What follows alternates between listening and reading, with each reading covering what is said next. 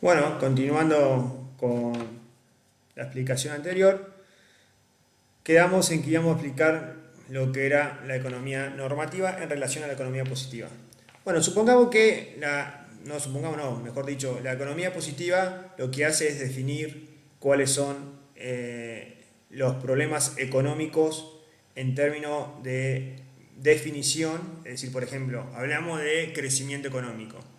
Hay mucha bibliografía que habla qué es el crecimiento económico, cómo se puede llegar a generar, cuáles son las consecuencias del crecimiento económico, de la pobreza, eh, también puedo hablar del consumo, de la inversión, son todos temas que lo define la economía positiva, porque tiene forma de calcularlo. Cuando hablamos de forma hablamos de metodología, tiene casos, se puede medir, uno puede decir en términos de modelos económicos cuándo crece una economía, cuándo deja de crecer, dónde impacta.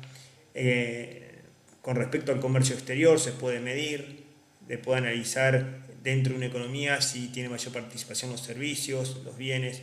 Todo eso se define dentro de la economía positiva. Luego tenemos la economía normativa. Ahora acá entra ya un análisis subjetivo. ¿Por qué subjetivo? Porque muchas veces decir, bueno, a ver, yo conozco el análisis objetivo que es la pobreza.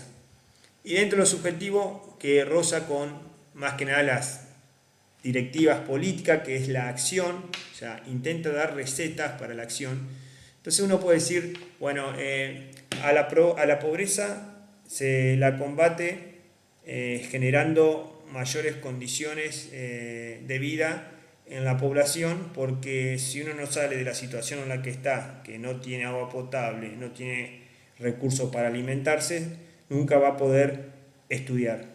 O hay otros que dirán, no, primero hay que invertir en educación para que cuando a la persona que esté en pobreza, bajo situación de pobreza, se le dé recursos por parte del Estado, sepa cómo usarlo. Entonces, acá son dos posiciones o dos miradas distintas, puede haber mucha más, sobre un mismo objeto de estudio, es decir, observaciones subjetivas. Un ejemplo es la asignación universal por hijo.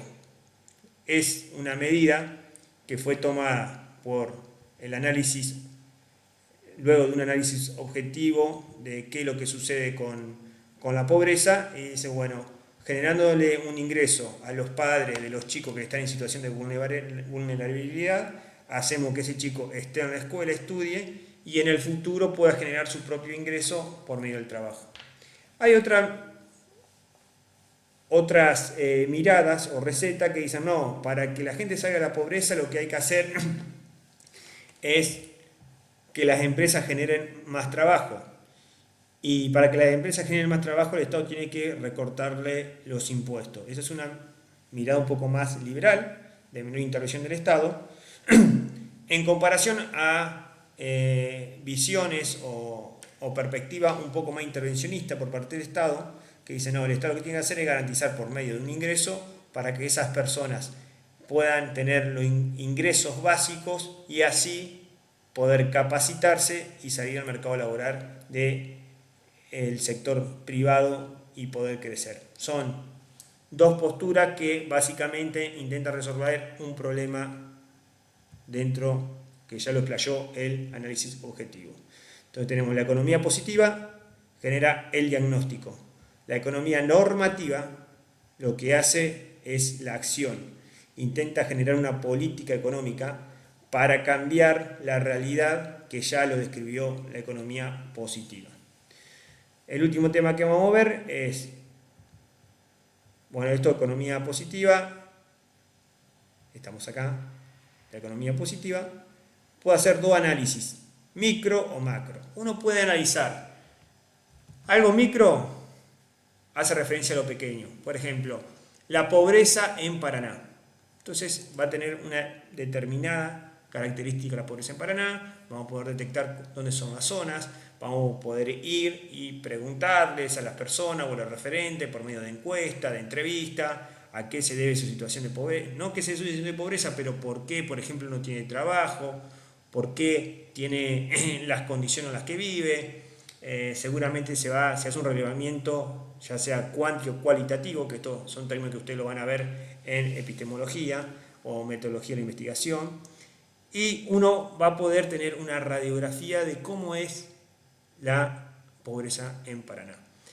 Si queremos hablar en términos macro, ya la macroeconomía es decir, bueno, la pobreza en Argentina. ¿Y por qué es macro? Porque suma las pobrezas de todas las localidades.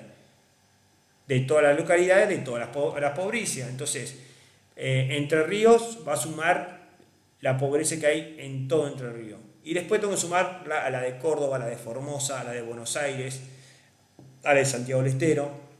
Y voy a tener en términos macro una cifra de cuánto es la pobreza en Argentina. Por eso hoy se habla que la pobreza en Argentina anda entre un 30 y 35%. Pero quizás en Córdoba es de un 22% y quizás en Formosa es de un 38%. Lo que hace la macroeconomía es trabaja en términos agregados, suma todo, por ejemplo, y saca un promedio. Entonces, si hablamos de pobreza en Argentina, se debe a tal y tal situación, teniendo en cuenta la pobreza estructural en Argentina en términos agregados. ¿Por qué en términos agregados? Porque sumamos lo que pasa en cada localidad y lo que pasa en cada localidad nos da el resultado de lo que pasa en una provincia. Y luego a esa provincia se le suma la misma metodología de medición de la pobreza de Córdoba. Localidad, tengo el resultado de Córdoba, lo sumo para Entre Ríos, Córdoba y toda la provincia. Y estamos hablando en términos macroeconómicos, en general. Microeconómico, lo particular. Lo particular que tiene una mirada más minuciosa y desagregada, porque tenés las herramientas y tenés las capacidades como para poder desagregar. En cambio, si queremos hablar de la pobreza en Argentina, tenemos que sumar todo lo micro para obtener lo macro.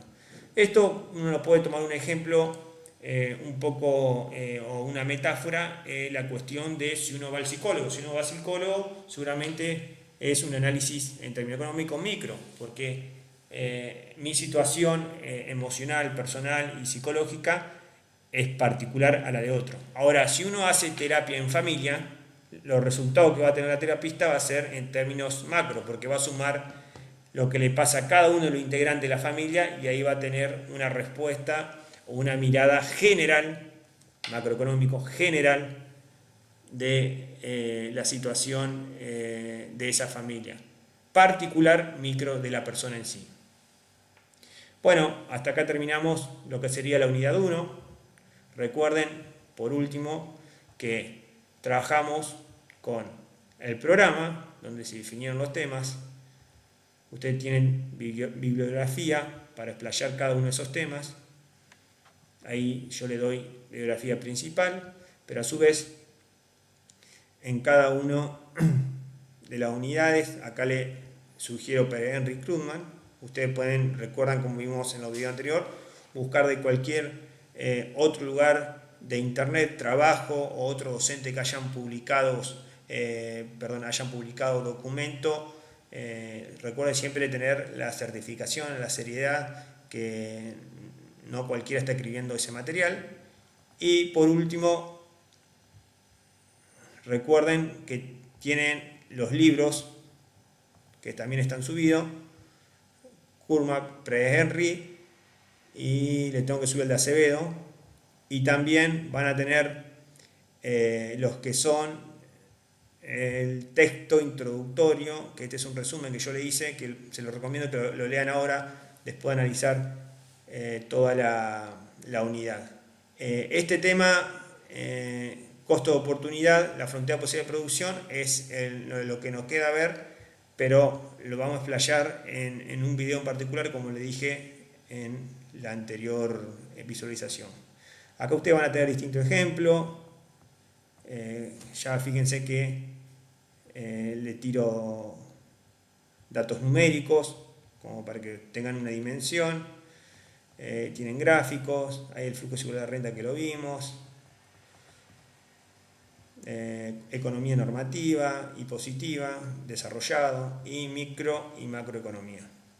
Bueno, en el próximo video entonces le voy a aplicar el la frontera de posibilidad de producción, que es una herramienta para poder estudiar lo que es el costo de oportunidad.